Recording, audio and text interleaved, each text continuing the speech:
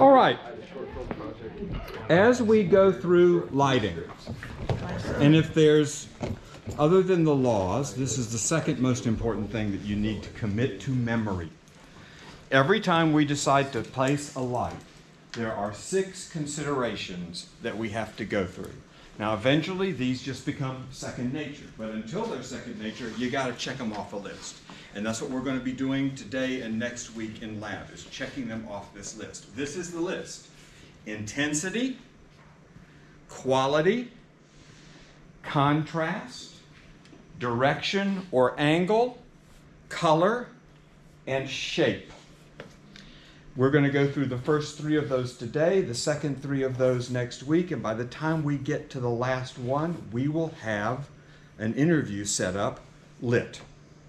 All right, I'm not saying it's going to be the prettiest thing ever existing, but it's going to be lit. All right, first thing I need is a volunteer who will agree to be on camera today. All right, Zoe, come on up. Is this our mark? That can't be our mark. Put your chair about here, and I'll talk you through where I need you to be. Okay. All right, a little bit to your left, if you don't mind. Oh, the marks are still there. Are they? Is she on? Oh. We'll put her on the marks, and we'll adjust from there. Okay. There you go. Perfect.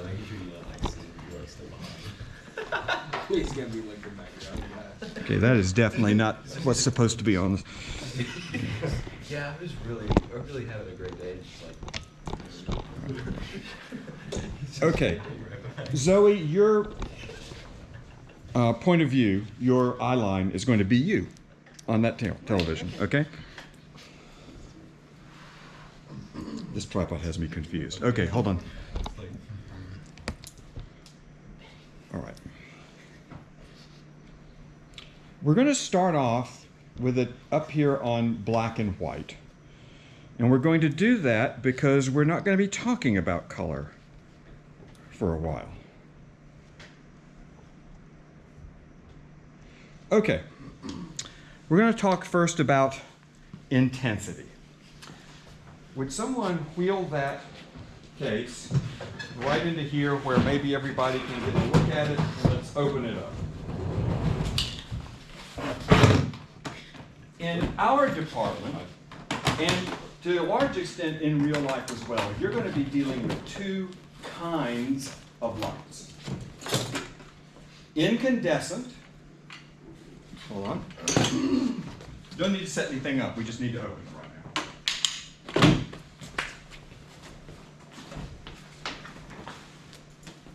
now. Incandescent. An incandescent light is a bulb or a lamp. That bulb is either vacuum sealed, or in some cases, as is true with these, has a certain kind of gas inside. Inside them is a filament, a thin piece of metal that when it is heated up by electricity, brightens up and becomes light. You can see the filament to some extent in this one. Filament in this one would be much simpler. Many of you, when you were younger, may have used these kinds of things in your desk lamps. Sooner or later, I won't be able to say that anymore. I think these have actually been banned at some point. Now, 2 things about these kinds of lights. They use a lot of electricity, and they get very hot.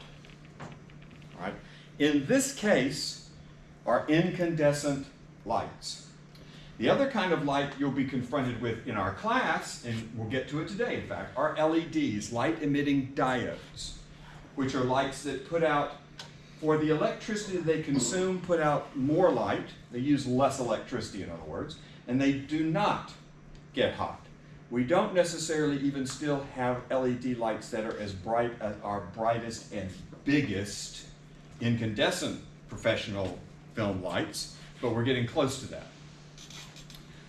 Okay, intensity is how bright the light is and how bright the light looks. With incandescent lamps, there are several ways to control that intensity.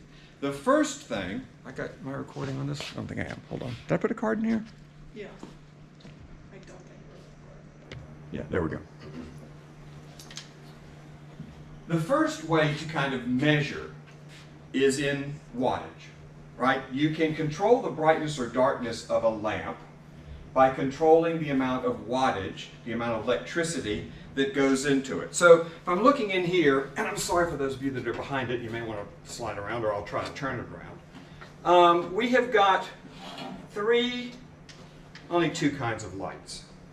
All right, let's look at this one first. Nice, compact. What does it say on the side there, Abby?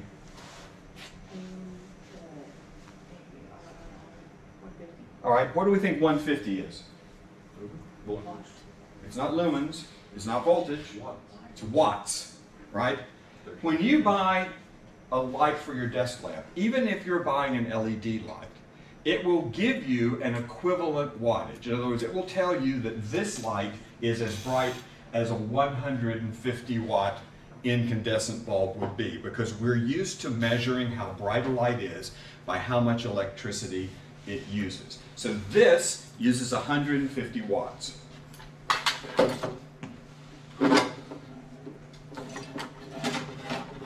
This is probably the one we packed up, isn't it, Kai? We have only ourselves to blame. Okay, hold on. Good golly. Okay, all right. Bigger. What's this one say? Aries 650. Now, Aries is the manufacturer. 650 is the wattage. So if this is a 650 watt lamp and that is a 150 watt lamp, which one of these is brighter? The big one! Exactly.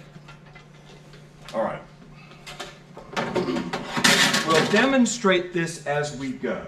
But in terms of controlling the intensity of a light, distance, the farther away a light is, the dimmer it is, and it's a very odd effect. If I've got a light just a few feet from a subject and I move it 3 feet away or 4 feet away, the light's going to diminish a lot, like by half. If I've got a light back here, like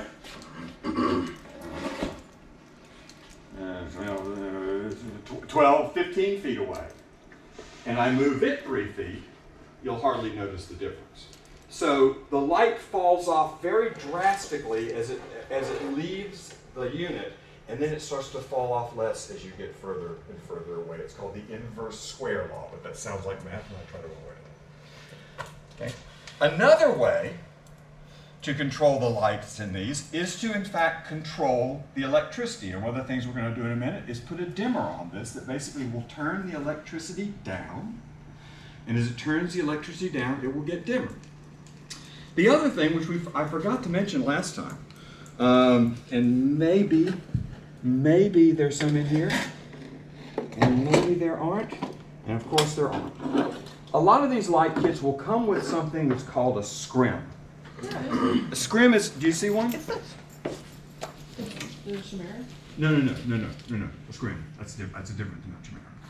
A scrim is a disc of mesh, wire mesh, that basically you just slide in front of the light, and the wire mesh basically cuts down on the amount of light that's coming out. And they come in like, it cuts off a quarter stop, it cuts off a stop, it cuts off a half stop, whatever. And usually these kits have that in there. At some point we'll end up with a kit that has that, and we'll show that to you. Okay, who wants to learn how to set up a light stand or demonstrate a light stand? Come on over.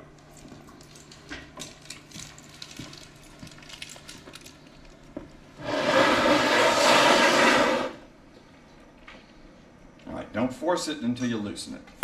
All right, so that loosens, there you go, that's the one.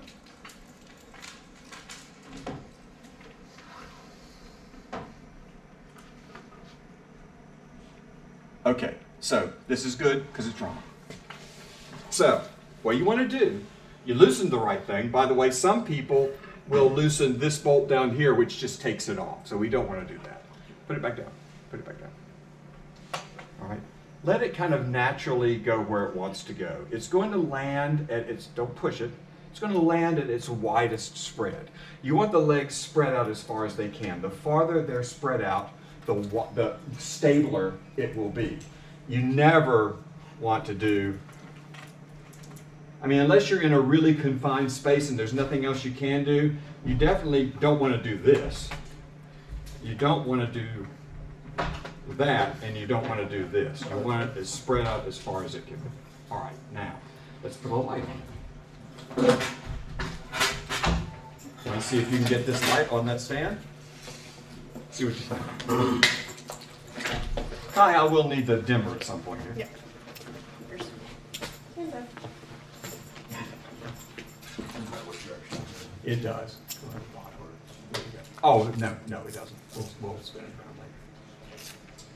That's exactly right. Now, you want to loosen this first. I think you're good. You want to make sure it goes down as far as it can go. And you can actually see it too. There's an indentation on the pipe there that then you want to tighten it really nice.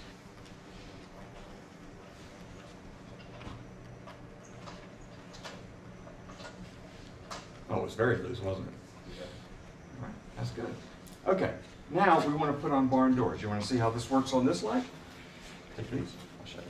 So every light's going to be different. You got to learn how to do it. On this particular light, there is a spring-loaded clip on the top that I can raise and lower and I can spin. So what I want to do is get this notch right here in those three.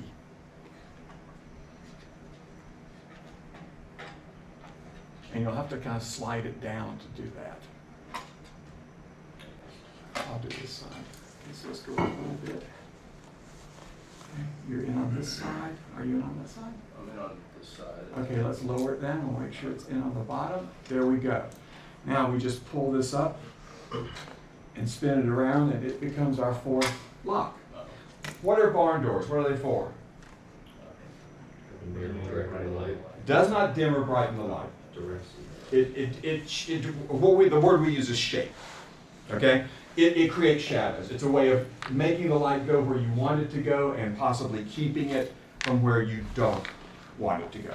So we're just going to open it up for now. Let's raise this light up to about eye level so it'll be nice and workable. So, I'm going to raise it up.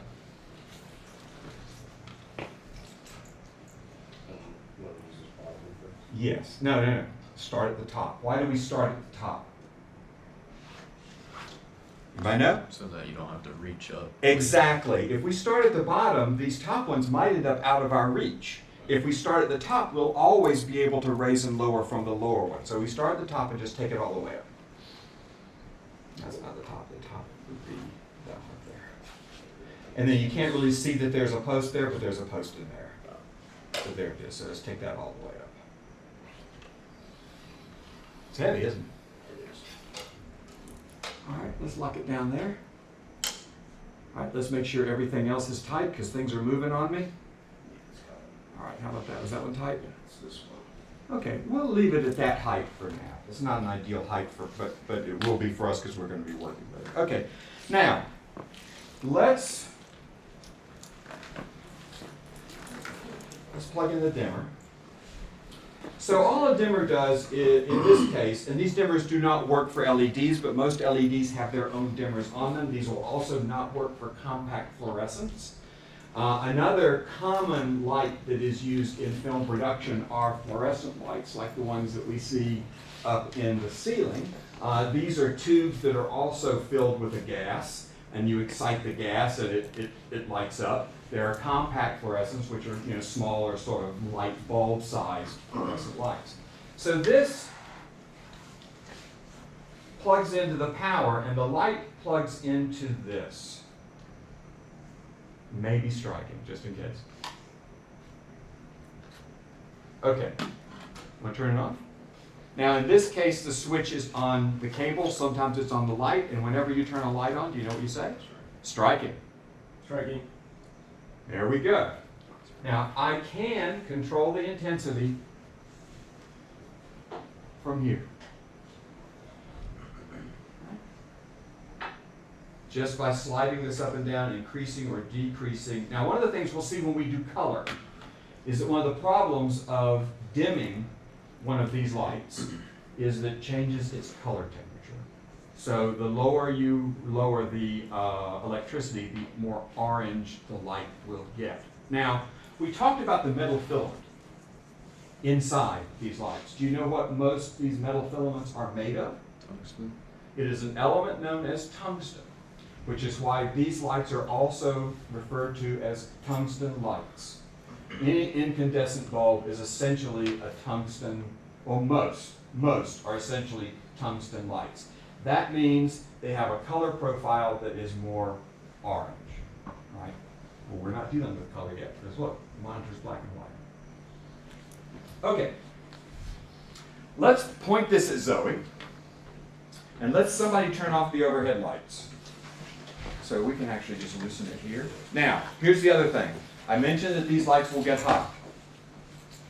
Within minutes, if not already, this light will be so hot that if you put your hand on it, only part of your hand will return.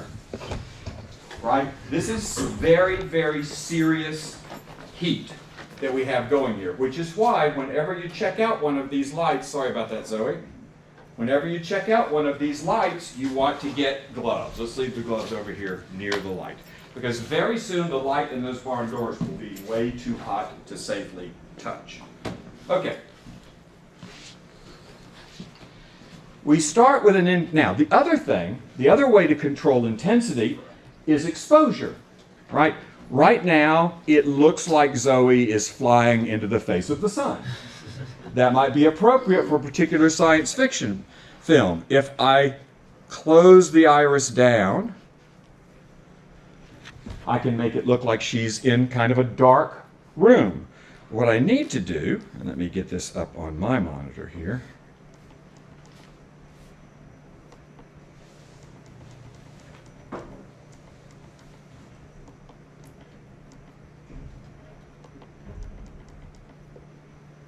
I have a way of judging exposure on this camera that I will demonstrate to you guys later, but I am not able to get it up on the monitor. All right. Proper exposure should be just around there. Okay. So, now, what's wrong with this light right now? It's an eye level. Well, eye level can be appropriate depending on your circumstances. What is really wrong with it? It's pretty far, the barn doors are wide open. That's okay. That could be right too. Depends on what you're trying to do. What is wrong? It's way too bright. No? I can adjust it. I can change the... there's no such thing as a light that's too bright. Could it be the shadow it casts on her face? It's not. Is it the sandbag? It is the fact that there's no sandbag on this light. And if it were a little closer and a little higher and it fell, it would hit Zoe in the face. And whoever is on camera, by the way, go ahead and learn this now, more important than us. Way more important than us, whoever's on camera. So there are actually two things that are wrong with this. We're going to fix one pretty simply here. And that is that one of the legs ought to be pointed towards our talent, which is going to require us to pan the light over. Wow, you tightened that nicely. There we go. Right, so it's back on her again because she loves that. Right? And then we need to put a sandbag on this. Where would the sandbag go? Are we going to put a sandbag on it? Is it? I know it's in the between the legs, probably there. Well, what it needs to do is be on the opposite side of the talent, right? So what we want to do is see, sometimes you can't, see if we can get it to balance so that it's on both of these two legs, but it is not touching the floor. Okay? If it's touching the floor, you're just not getting the full weight of the sandbag, so it's just not being as efficient as it can be. Now this is much safer. If it does fall, it's going to fall and hit you, or it's going to fall and hit you. And you're expendable because you're not on camera. Learn it now. It's just the way it is. Okay.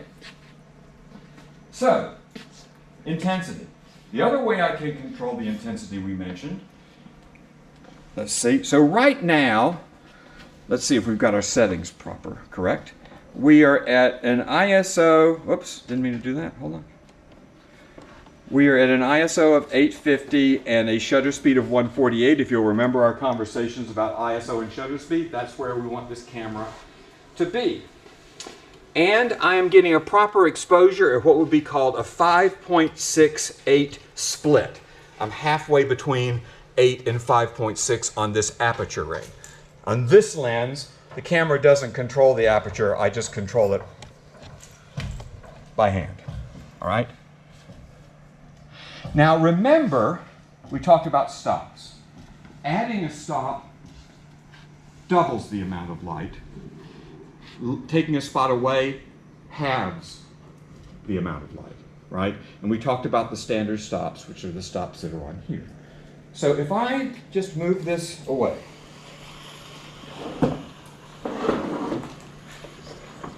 don't touch it. Let's say about 6 feet. And let me.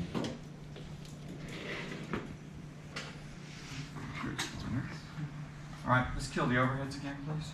Have we even done that yet? Okay, to get a proper exposure now, I need to go to a 4-5-6 split, which is mean moving it that far, decrease the light by 1 stop, which means it decreased the light by half. Okay, so distance is away. Now, let me ask you this. I have got a proper exposure with this light. Okay? Why would I want this light to be dimmer or less intense? Why would I want to move it further away? Why would I want to put in a scrim to delete? Why would I want to turn it down with a dimmer? Why would it matter? You're going to add other lights? No? Let's say it's just this light. What's going to happen if this light gets dimmer? Nope, that won't have any effect on that at all. What did I just do? You're going to have to change that aperture. I changed the aperture. If I open the aperture up because the light is further away and dimmer, what happens? Your depth of field changes. Depth of field. If I want the background to be, if I want shallower focus, I need a more open iris. I need a lower f-stop number. If I want a lower f-stop number, I need less light. That's why there are ND filters in this camera, so you can cut down the amount of sunlight coming in there and control depth of field. I'm going to start bringing pockets full of candy and start handing them out. Okay. All right. That's intensity. Any questions about that? Does that make sense? All right. Let's go ahead and move this light a little closer so it's not so much in you guys' way. And by the way, never look in the light. I don't know how I'm not totally blind at this point in my life. Okay. And if somebody could do me a favor, why don't we slide this kit kind of just back and out of the way for now?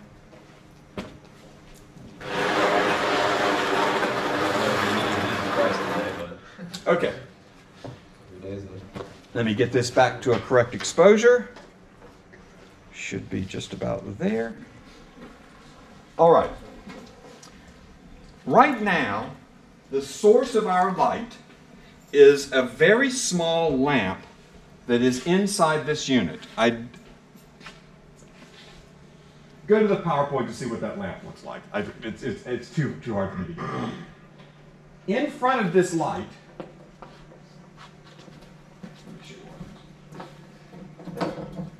is a lens. See that? All right, see that lens? Can you see that from I can't see anything. there? I sound kind of thinking that's probably the case. Yeah, see something. All right, I'll try to take some of that light off of you a little bit. See? See? Anybody know what that lens is called? Anybody other than the smart ass know what this lens is called? It's called a Fresnel. You notice it's concentric circles.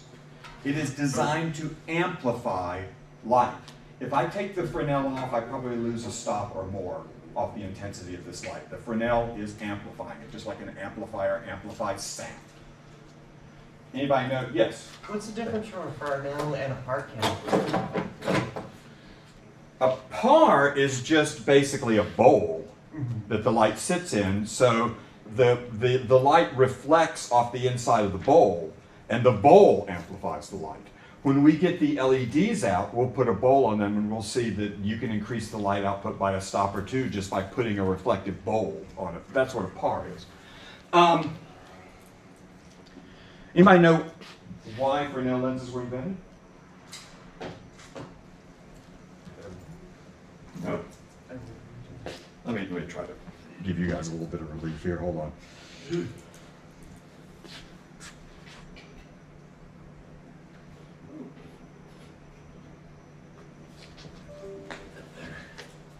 Wasn't it created by a guy named Farnell? Yes. Yes, it was. Oh, I like this black and white. It was made for lighthouses, right? Which at the time used gas lights and was nowhere near bright enough to warn ships not to come up on these rocks I'm on. Okay, quality. So the size of our light right now, the size of our light source is the size of that lens. What is that, like 4 inches across, 5 inches across, maybe, right? So it's a relatively small light source. The smaller the light source, and we're going to see this when we get to LEDs very clearly, the smaller the light source, the harder the light. What does hard light mean? Harder, like more detailed shadows. Yes, the edges of the shadows, in fact, are very, very sharp. What's really good to look at right now is Benny's shadow. Look how sharp and defined that is. Look at the shadow on Zoe's nose, which is very sharp and defined. And I'm trying to get your space. The shadow that's being created on this side of her face, right, is a little softer because her face is rounded and it's going away from the light. But the nose is a very, very sharp light, it's a sharp shadow. So this is hard light because it is a small source. Now, let me back up a second, something I forgot to talk about. I'll talk about this real quick. Most of you, I imagine, have been taught three-point light. The idea that there is a key light, which is your main light that you base your exposure on, that there is a fill light that is used to brighten up to whatever extent you want the shadows that are created by the key light, and there is a backlight that hits the back of your subject on the other side of the camera and creates kind of a halo effect, either on their shoulders, their head, or both, right? Now, there's nothing specifically magical about three-point lighting. Every situation does not demand three-point lighting. Some situations suffer from three-point lighting. What's good about three-point lighting is it forces you to think about three things that may be some of the most important things you need to think about when you're lighting. Your key light forces you to think about direction and source. Where is the light coming from, and what is the light supposed to be? Is it supposed to be light from a lamp, light from a window, light from a sunlight, light from a skylight, light from a skylight? You know, is there a source it's supposed to emulate? And also, we will see later, the direction of the key light is very important in terms of creating the mood and the feeling that you want to create. The importance of the fill light is it forces you to think about what we're going to talk about after this one, which is contrast. The comparison between the lit side of a subject and the shadow side of the subject. How dark are those shadows, or how light are those shadows? The backlight forces you to think about separation. It forces you to think about depth, because the whole point of a backlight is it creates kind of a line that separates, that cuts your subject off from what is behind them. Doesn't mean you have to use any of those things. It's valuable to think about all those things. Okay, quality. Right now, we've got hard light. Okay, Kai, let's dig out the clothespins. Very, very pompous people will say, don't call these clothespins, they are C-47s. Screw them, they're effing clothespins. And what you're going to see is we've got clothespins that are made of wood, because if we put plastic clothespins anywhere near this light, we are courting disaster. So what do we need to do to soften a light? Diffuse it. What do we mean by diffusion? Just spread it out over your head. Okay, so, and that is what diffuse actually means, right? Now, what we're actually doing with diffusion is making the light bigger. Nothing else, honestly, really matters. Anything else diffusion might be doing, dimming the light, you can do it somewhere else. Giving texture to the light, you can kind of do it in other ways. There are different diffusions with different kinds of textures, and that does have an effect. But the primary goal here is to soften the light. If that is the primary goal, it's making the light bigger. So I want us to look right now. I want you to really, saw that. I want you to memorize the edges of Benny's shadow and the shadow coming off Zoe's nose. Okay? We're going to put a piece of 12 by 12 diffusion. So we're going to put a light that's already like 5 by 5, and we're going to make it bigger. We're going to make it 12 by 12. Now, these particular pieces of diffusion and any of the gels that you would get from the equipment room can be put on these lights. Order party gels from Amazon and put them on these lights, and you've got really, really hot scalding molten jello within seconds. All right. These are, however, safe. Now, as you can see, if you can see over here, we've now taken the 5 by 5 light source and turned it into a 12 by 12. Things have gotten dimmer. So we're going to have to open up the aperture to get us back to proper exposure. Now, one of the things I think you'll notice is that the edges of the shadows are softer. I would argue not significantly softer. I don't feel like this feels any different than what we had before if we're looking at the monitor. If we want significant diffusion, significantly softer light, we have to make the light source bigger. And that brings us to, who wants to set up a C-stand? Who wants to learn how to set up a C-stand? Come on over. You're pointing at him. Both of you come on and do it. Both of you come on and do it. We're going to need more than one eventually anyway. All right, do we have both kinds this time? Do we know? That's okay, we can do it next time.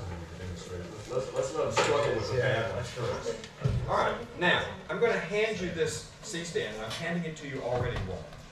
Okay, can everybody see this? When you're holding onto a C-stand, you want to hold it, you want your fingers to wrap around both the pole and this post. Is that what hits you in the shin? This is what hits me in the shin. The reason you want to do that is if I hand it to you like this, and you grab it like this, you're going to crush my fingers, and I don't want my fingers crushed. I'm going to hand it to you like that. Okay? Let's bring it over here, kind of in front of where the light is. Okay, we have two different kinds of C-stands. We're going to deal with the bad ones today. All right? Let's see how we do this. Look at you. Did you hear it clicking? Right? It goes around and they latch into place. You want to make sure that they've done that because that will make them all equidistant from each other. Okay?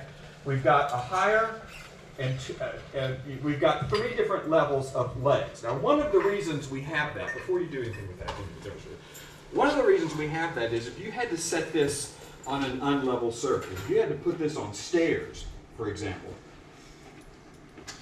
I can put this on a higher stair, lock it down, and I can steady it on an uneven surface. We are on an uneven surface. Okay. Take this off, it's a light stand. It's a lollipop. Looks just like that. Got the same pin, right? I can just pop a light right on there. It can go up and down. It can't go sideways. It can only go up and down. If I put this on there, I now have this arm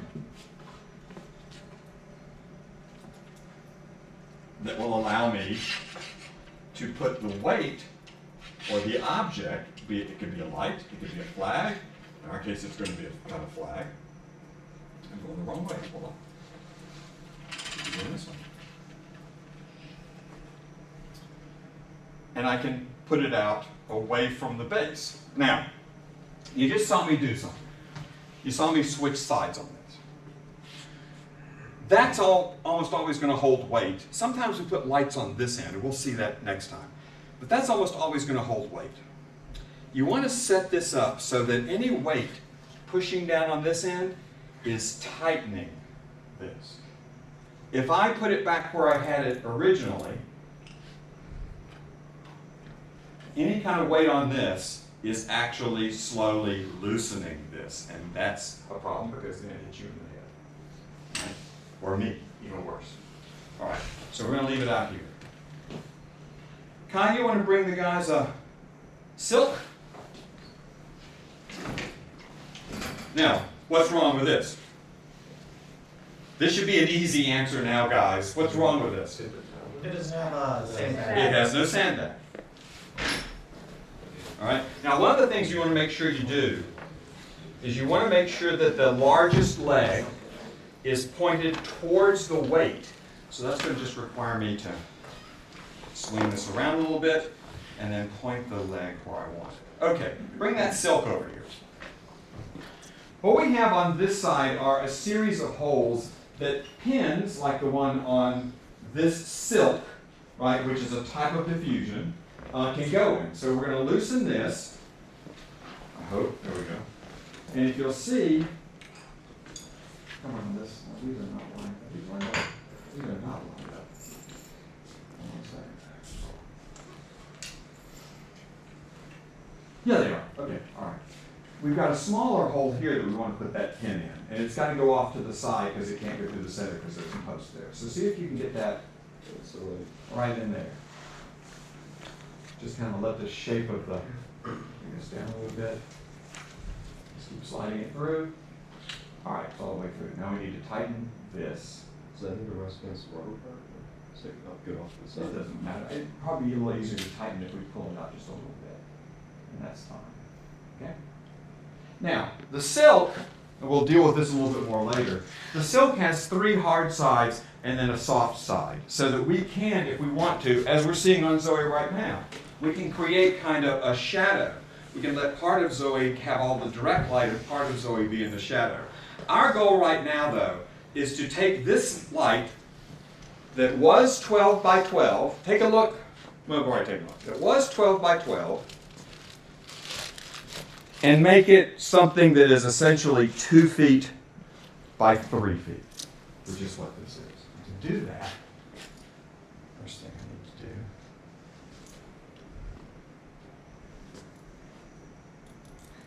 is make this level.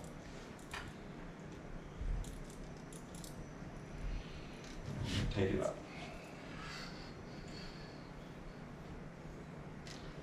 Okay, so right now, we'll get it out of the shot. All right, so right now, that light that is 5 by 5 over there is 2 feet by 3 feet over here. So we have made the light source bigger. That has dimmed our light. So I'm going to have to make a slight adjustment to the exposure.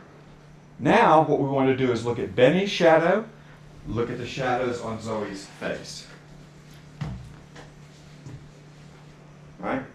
That, I would say, for what we first had, is significantly softer. Why is he getting like a kind of double shadow? That's a really good question. I think he's getting a... I know why it's softer. I'm not sure why it's double. Let me go over here and look.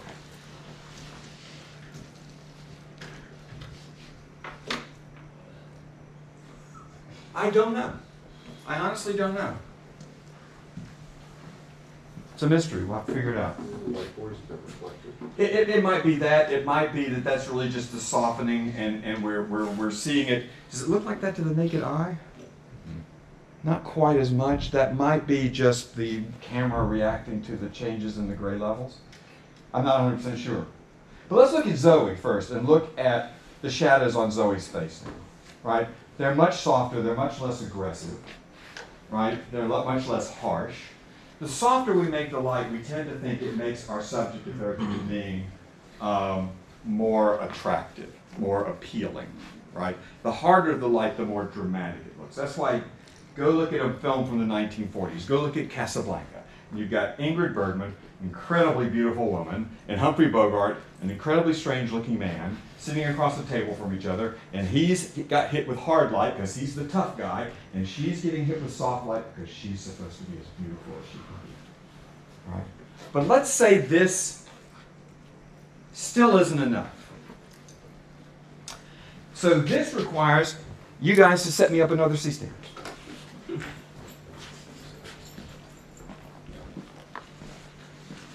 And Kai, since you obviously know where they are now, can we get out some more clothespins?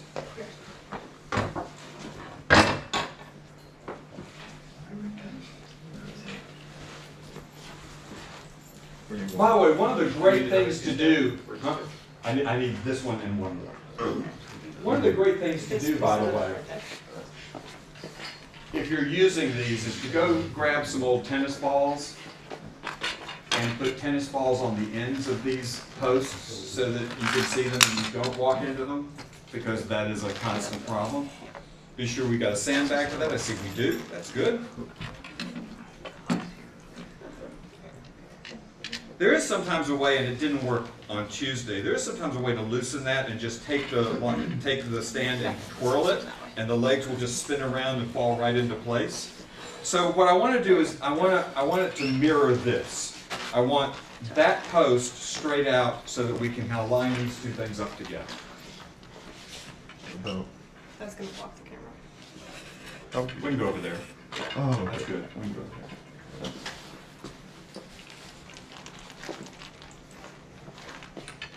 Move the light back just a little bit anyway. Now, nothing we're doing right now has anything to do with the brightness or darkness of the shadows. Nothing we're doing right now has anything to do with contrast. It all has to do with just the edges of the shadows. As we get increasing amounts of diffusion, there's more light bouncing around in the room, and the shadow side of Zoe's face will get brighter. That's not what we're looking at. We're looking at the edge of the shadows.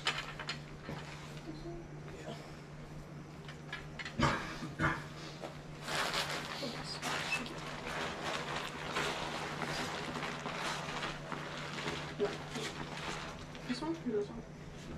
Left hand. Okay. Yeah.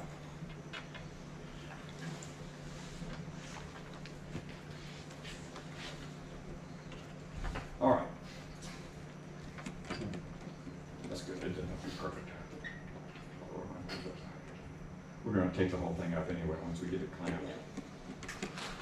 And I see it's because there's, oh my gosh, okay. Zoe, bless your heart. All right.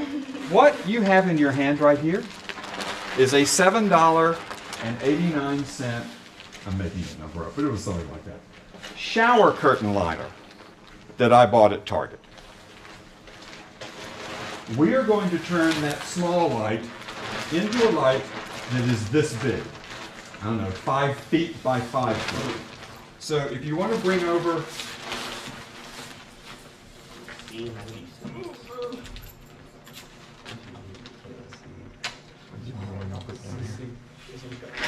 It's because of my great shining good looks. I was gonna say the blinding light for me, but yeah, that okay, somebody go on the other side, we will raise this up. gotta go. Let's just try to go together. Keep going. Let's lock it in just about there. Just swing this around just a little bit. Now, this is a giant light source. This is a way bigger light source than we started off with, right? We've also diminished the light a little bit, but it's not much more than the silk was doing. Let's check our exposure. Let's put it about there.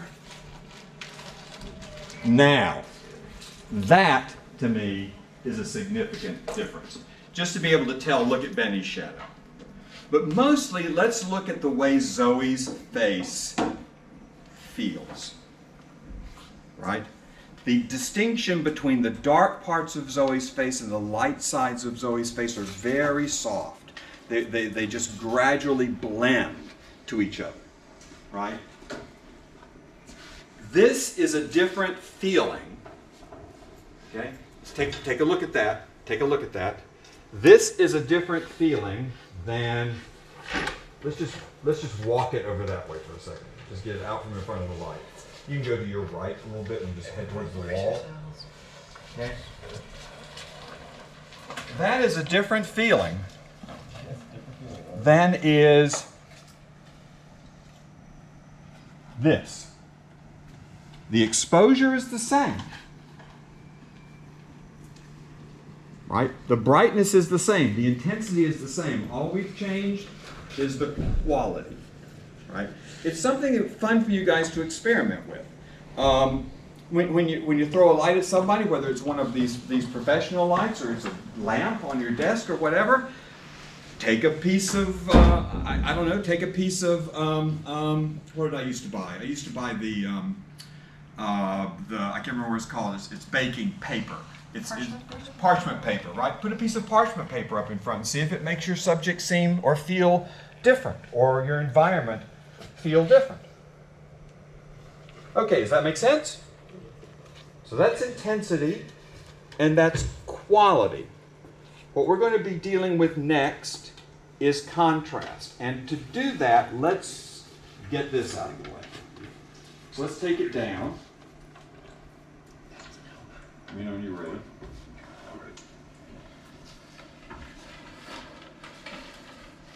Okay, let's get this off of it.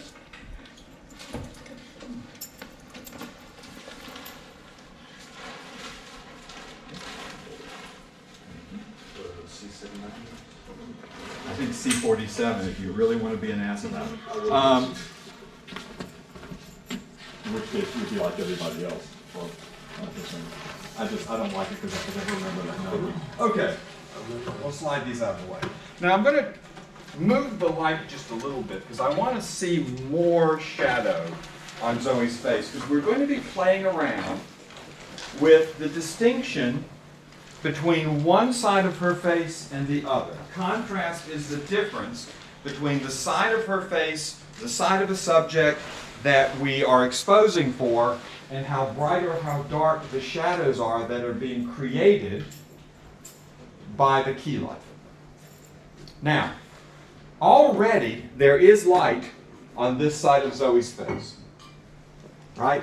That is coming from the ceiling, from the walls, from the floor, from the screen in the front of the room. This light is bouncing and coming back. So one of the things we want to do, hate these things, hate this thing, wish we could get a good one. Sorry. Do you want me to Did I say that loudly? Do you want me to switch the camera to 8? Yeah, we're probably going to have to. Let me see what I can. The modes. This is made for still photography, so the modes don't even make any sense. So I have to set this at 1/64th of a second. So somewhere around 1/60th is probably what we can get on the camera. 160 and 800. Okay, perfect. We're having to change the settings in the camera because the light meter doesn't have enough settings. So this is a device for measuring light. It doesn't really measure light per se. What it does is if you tell it what your ISO is and what your shutter speed is, it will tell you what your aperture, what your f-stop ought to be to get a proper exposure, right? It's got two kind of modes on here. You see that little white dome? Right? Right now that white dome is over top of the sensor.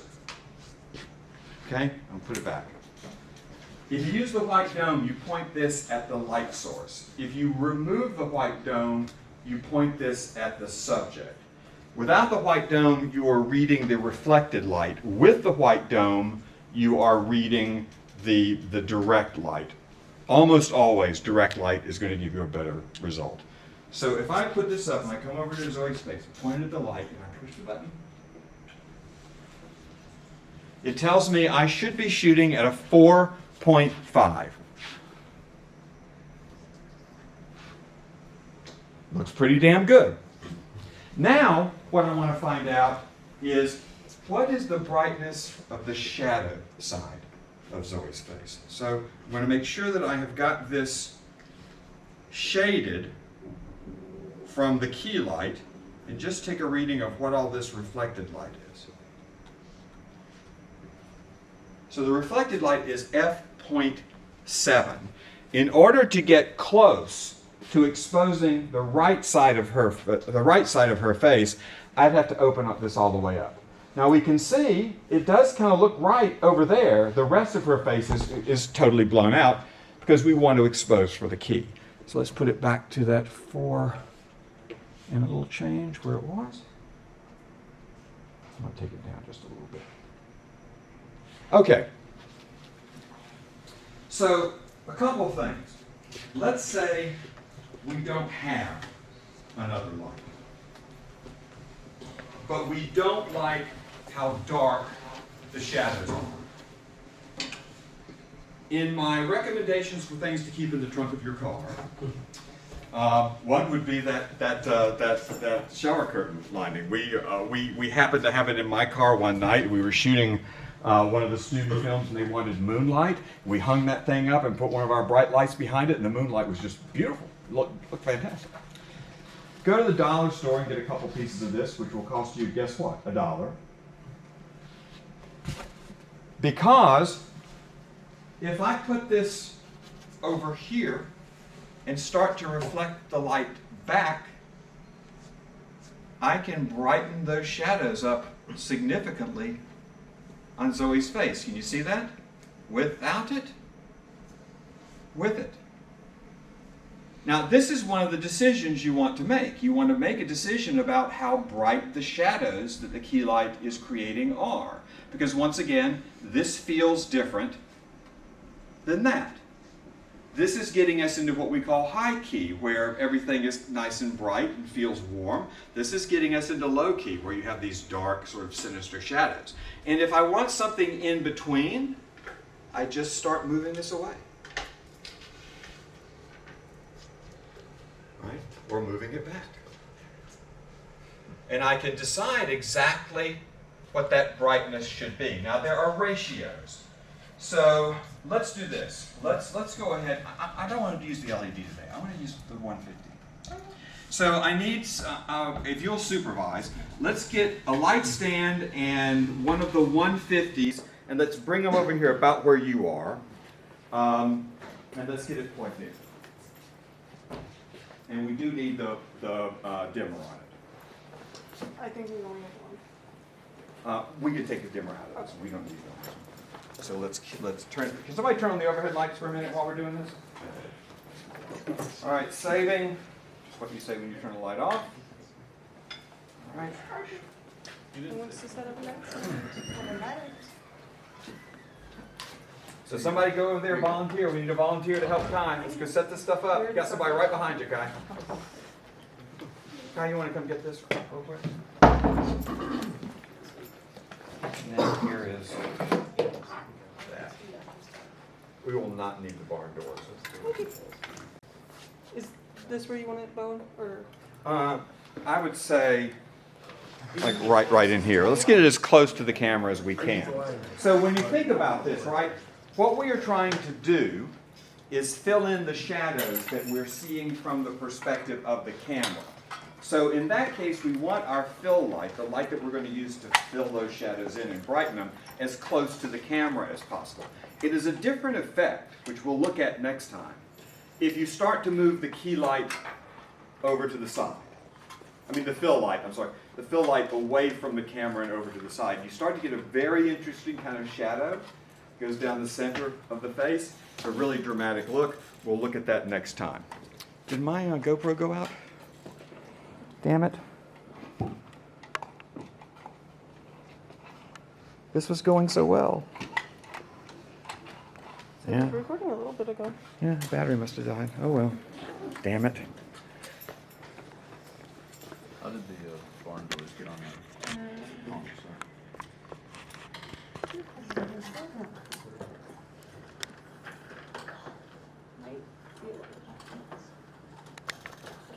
Yeah, dead as a door now. Oh well.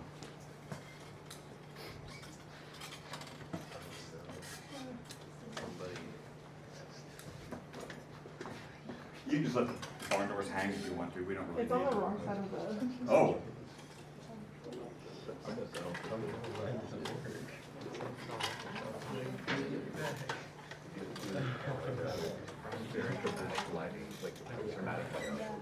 Golly gee. It's amazing what people have managed to achieve with messing up the lights. Okay. So there is a ratio, which I suck at trying to calculate, where you can figure out that your key light is generating a certain amount of stops and your fill light is a different amount of stops. So theoretically, like if I'm at a 5.6 on the key light and one stop down at a 4 on the fill light, it is a 2-to-1 ratio because we've got half the amount of light. If we go down another stop, it's a 4-to-1. If we go down 3 stops, it's an 8-to-1. Actually, I'm pretty good at doing the fractions, aren't I? Right.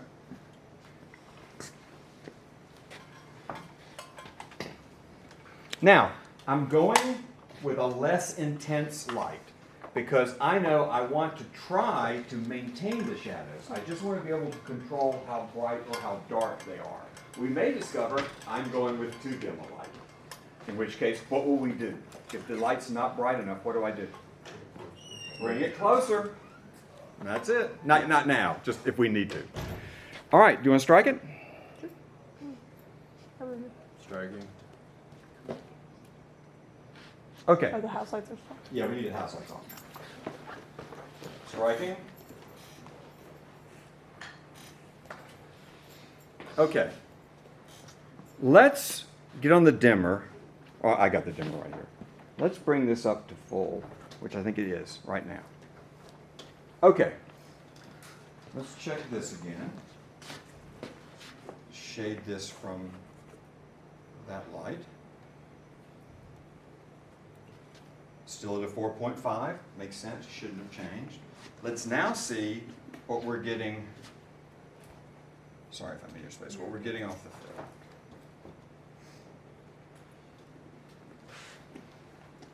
We're getting a 2. That's about a stop and a half, so I'm going to say like a 3-to-1 ratio. In other words, it's 3 times brighter on that side than it is on this side, okay? Now, let's say that's not bright enough for us, right? Now notice, we still got hard light. This has nothing to do with the quality of the light. We've still got the edges of the shadows are still quite sharp. We're just brightening or darkening the shadows. I'm going to walk this forward.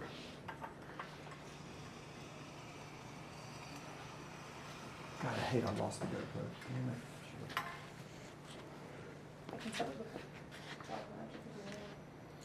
Nah, we're almost done. Okay. Let's say we have our fill light here.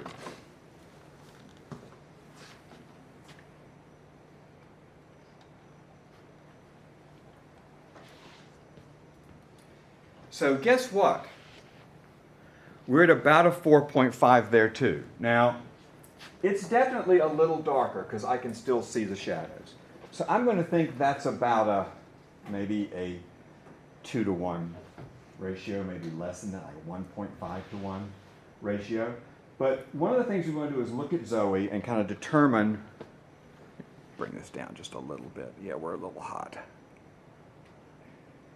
Determine how this makes Zoe look and how we feel about that.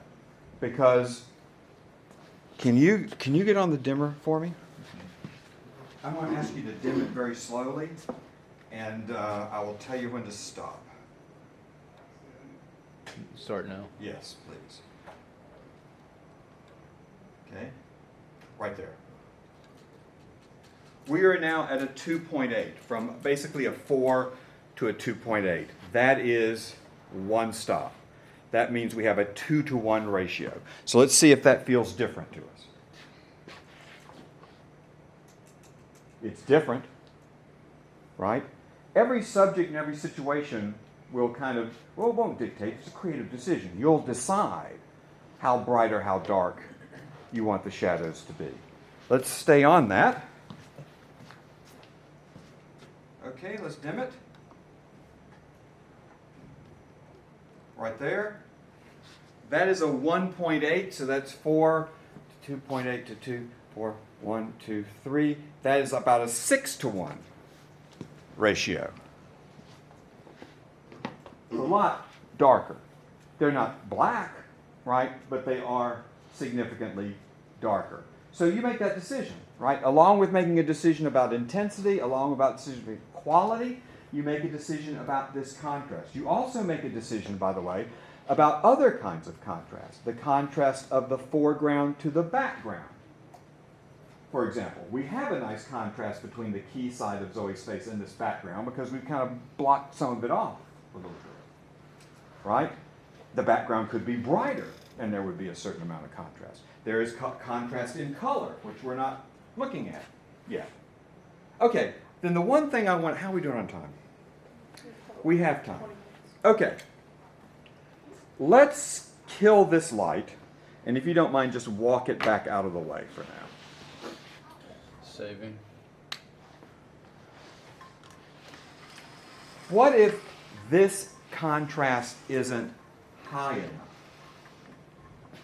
What if I want the shadows on Zoe's face to be even darker?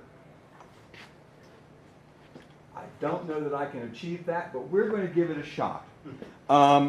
There's so much light bouncing around so many places in here. Let me try to control it a little bit before we even do this. So what we want to do is get these two C-stands and put them over here. Very similarly to the way we had them before, with the two posts kind of facing each other, so we're creating kind of a metal clothesline. Let's take as much of the light off the ceiling as we can, as much of the light off the floor as we can, as much of the light off the background as we can. Now, at this point, over here on this side, we're looking at a 0.7. So we couldn't even open this aperture up wide enough to actually make that properly exposed. What I'm trying to do is, can I get rid of this? Right, where there's this light along the edge of her face. It's all coming from over there. So what I'm going to try to do, and I can't guarantee it's going to work, I'm going to try something called negative fill.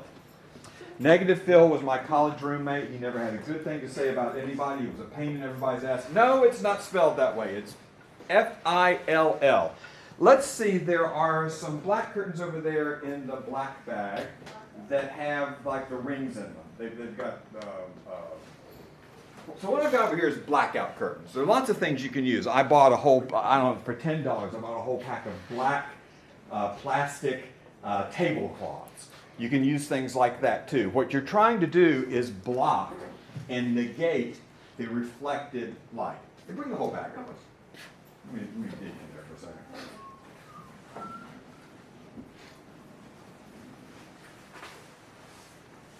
How far back can we move that before it's in the shot? We're going to want to have it as close as we can without it being in the shot. So kind of work around that for a second. Let's see, let's try this one. Now, these are not completely non-reflective, so we're still going to get some light bouncing off of these. The kind of material you have to buy to be completely non-reflective is more than I can afford. Oh, okay.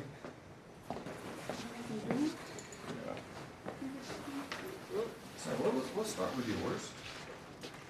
Can I get? Yeah. Let's put one right over here.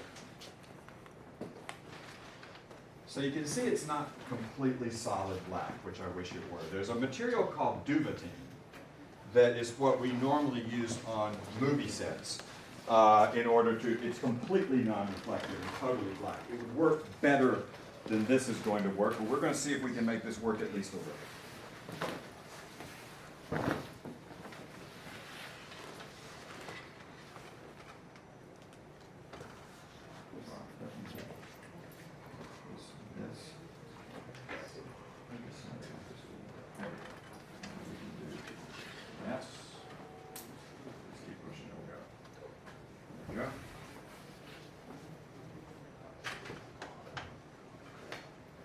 Okay, now let's move these together.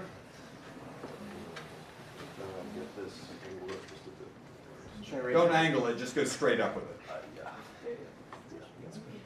Again, no idea whether this is going to work or not. So are we as close as you can get without being in the shot?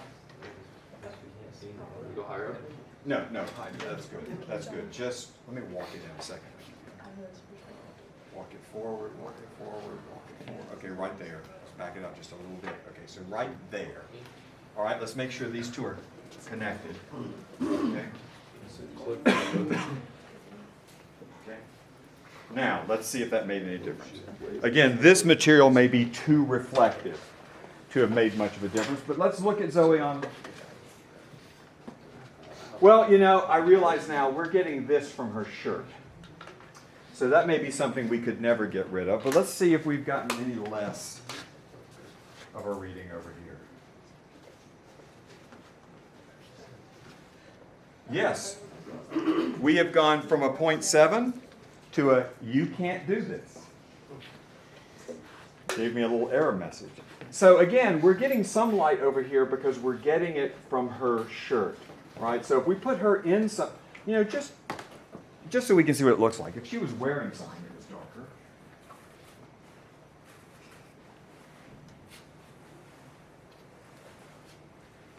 Just so we can see what it looks like. It's kind of like your hair done.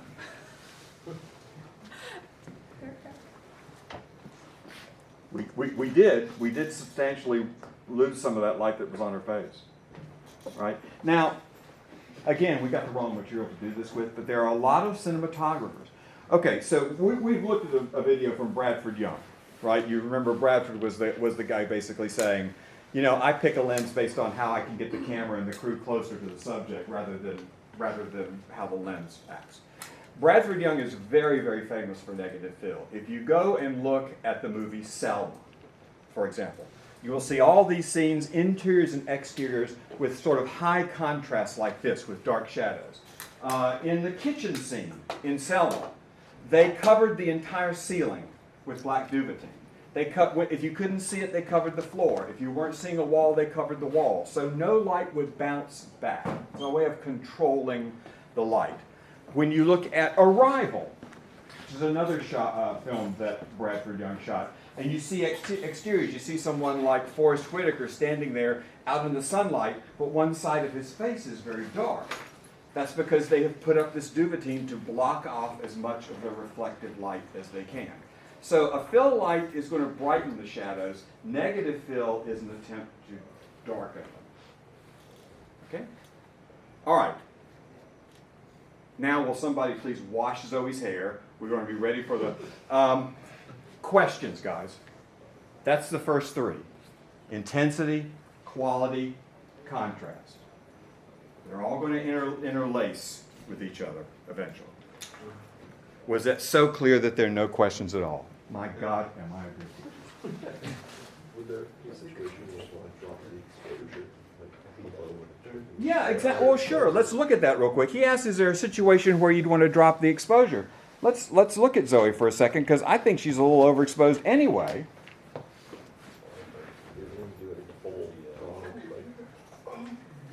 And that's going to darken both sides of her face, right? So it's going to darken the shadow side as well, right? If you want it to feel like she's in a dark environment, you know, you can even bring it down even more, right? Walking through a dark house, it's moonlight. You want to soften this, I think, if you wanted it to be moonlight. But yeah, there are lots of, you make this decision all the time. Look, there are some cinematographers who will say, you ought to expose skin tone a stop under. Now, when they say that, guess who they're talking about? They're not talking about Abby, I'm afraid. They're talking about you, right? This, by the way, is the one thing that I think is worth mentioning. For anyone who doesn't believe in institutional racism, that little light meter I'm using is giving me a reading to give me the proper exposure on a white person's skin. It is not designed for someone with either lighter skin or darker skin than mine or Zoe's. If you go back, color correction. All of the, on the older movies when they got into color or they were in black and white, everything that was used to calibrate cameras and calibrate exposure and calibrate printing was all based on images of white people. So there may be situations where I want to brighten this up because my subject, whether it's a human being or something else, is a little darker. There may be situations where I want to dim this down a little bit because my subject or whatever else is a little too bright. Right? So when I went for the proper exposure, what it's telling me to expose Zoe to the naked eye, that seems too hot to me. That seems too bright. If I go over here and look at this meter on the camera that's trying to give me an exposure, it feels like it really wants to be there. That also looks better to me than the naked eye. Now, we got the monitor. The monitor's not calibrated. The monitor could be too bright. But it really feels to the monitor like it wants to be there. Right? So that's 3 stops different in one direction or another. Any other questions? That was a good one. Got me into my institutional racism tirade. I don't know. Yeah. So when we power this one off, how long does it take for it to cool down? Okay. I gotta start bringing candy. Okay, because I will give you some right now. This light, in fact, I'm going to turn it off, and I want everybody just at some point to come over and just pass your hand over. Don't touch it. Don't touch it. Just pass your hand over. You cannot pack this light up as hot as it is. I used to keep a kit, and I finally got rid of it. That somebody had packed a hot light up in, and it had caught on fire, and all of that styrofoam had all melted, and the wires had everything in there. It was like Hiroshima inside their case, right?